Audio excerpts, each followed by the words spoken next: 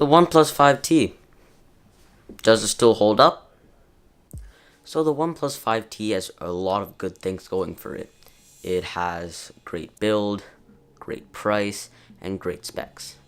But most importantly, I want to talk about its overall usability and actual features and how I've used it, because there are multiple videos on YouTube and across the internet that show off its specs and everything, so I don't need to tell you how good they are. Totally not biased.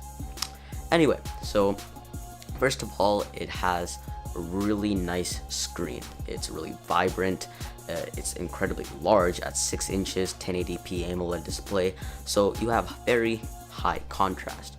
And there isn't a lot of color shift, because unless you view your stuff at like almost, I don't know, like 180 degrees turning, really awkward turning, there's no need for you to actually worry about color shift, so that's not a problem.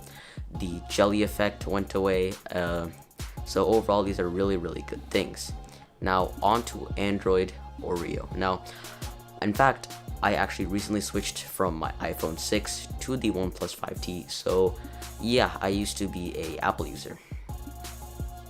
Now, don't get me wrong, Apple software is fine, but like honestly, my iPhone 6 costed the same price at the time of release as my OnePlus 5T, and clearly there are many differences. Now, yeah, you could argue that it's because of the amount of years that has passed, but if you think about it like this, Apple had the audacity to price that same amount like 4 years ago. So I don't know, I think it was worth the jump. Now again, Android 7.0, it was really nice. It was fine, in fact, and I put my own widgets and stuff like that, so I thought it was really good. And then Android 8.0, honestly, as an Apple user, I really didn't notice a difference. I mean, it was still maintained its speed. It was really quick.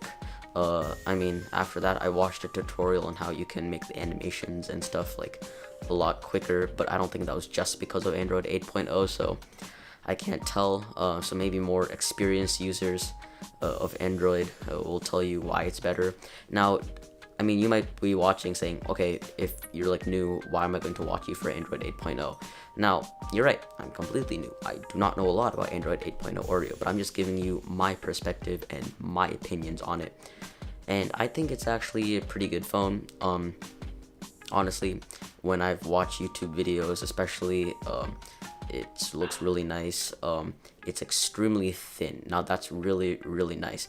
However, I do put a red case on it, the silicone case actually by OnePlus itself, because the edges are a bit too sharp for me, so you know, it was a bit uncomfortable. Now the curves are fine, it's just that eventually your palm, like the inside of your palm, kind of starts to dig in there, and like when you hold it for a long time, so that's why I didn't like it, so I thought to just get a case.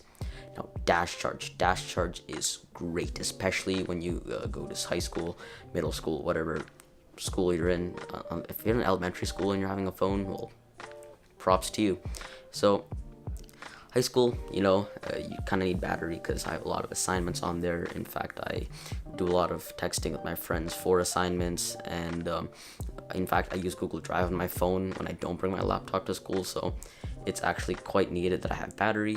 So it takes literally like 10-15 minutes to get like 30 to 40% charge. That itself lasts about 2 to 3 hours, and honestly, that's literally half the school day, so I really don't need that much charging time to actually get a school day's worth of battery. And even when I come home, I still have like 10% left. So honestly, it's really good. Now the camera is also quite solid. Now the bokeh effect, in fact, I have a digital photography class for the first half of the year, and my teacher could not tell the actual difference between the OnePlus 5T camera with bokeh in the background and a actual DSLR picture. Now, obviously, there are going to be limitations. It's not going to always have it perfectly, and a very trained eye, like a professional photographer, do it. But remember, he's been a photography teacher for about 8-9 years, so like he would know his stuff, and even he thought it was incredibly sharp and incredibly good. So I think that itself just goes to show you that cameras have come a long way. Now, overall, I think this phone is actually quite nice. I have the 8GB RAM, 128GB storage variant. It's really snappy, it's really fast. I mean, at the time of this making, it's not going to be the latest CPU because Snapdragon 845 would have already come out, but it's still plenty fast. And honestly, I think this is a great phone. It still is definitely going to be usable for a long time, especially with 8GB of RAM. And in March 2018, it's definitely gonna last you like another 2, 3, 4 years at least, if you take care of it right. And although there's one complaint that I have, it's when I do use dash charging, sometimes if you don't like really ensure a tight connection on either when you're plugging it into your wall socket or you're plugging the wire into your phone, it just does a regular like charging that's really slow. And you can tell because at the top of the OnePlus 5T screen, there's like a little dot for color for light. And when it's blue, it's dash charge. When it's red, it's regular slow charge.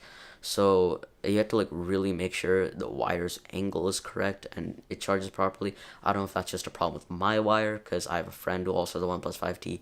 Hasn't been a problem with him, so I don't know. Guess we'll just have to see in the future. So anyway, thanks for watching, guys. This is my first video, so tell me how I could improve, and yeah, see you next time.